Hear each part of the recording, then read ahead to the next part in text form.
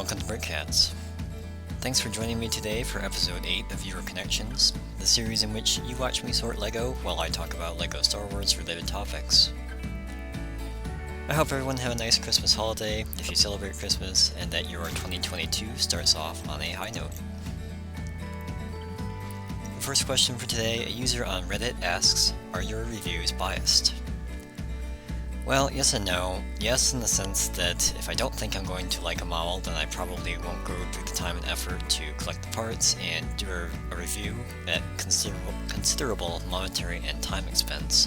So there is definitely some survivorship bias built into my process, as bad candidates don't even make the initial cut.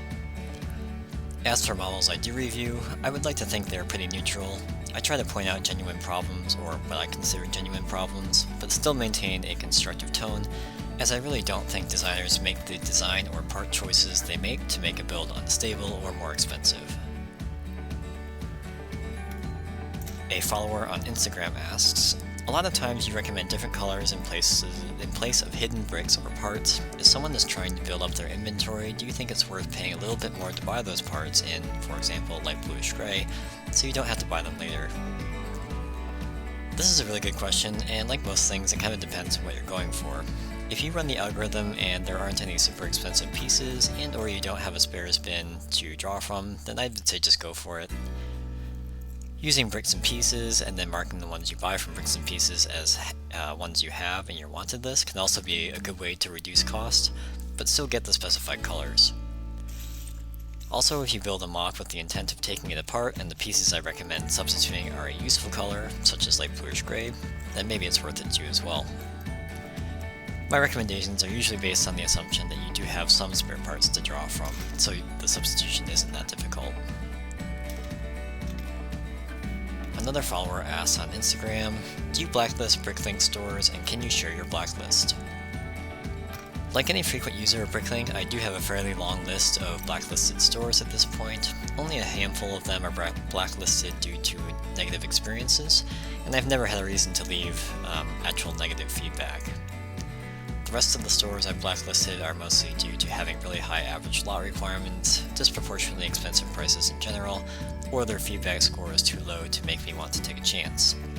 So I blacklist those stores to prevent their results from showing up when I run the algorithm.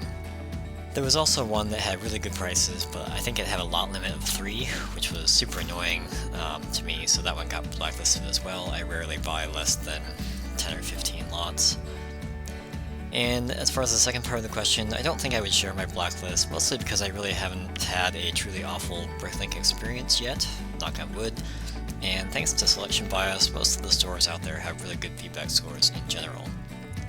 Plus, I think it's everyone's own individual choice to determine how much they can pay for their LEGO and what risk level they are comfortable with when it comes to a seller's feedback score.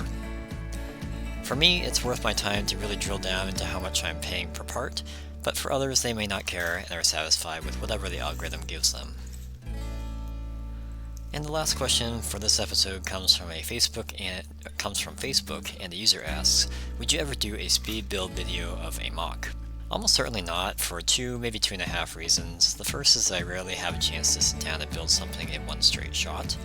And the second is because I don't personally enjoy speed build or even normal build videos, and I truly don't understand the appeal.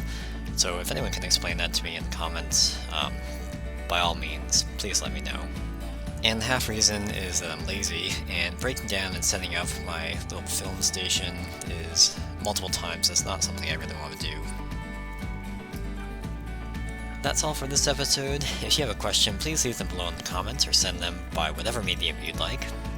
As always, I am very thankful for all of your support in 2021, and look forward to bringing you more mock reviews, likes and dislikes, Bricklink and LEGO buying tips, and who knows what else in 2022.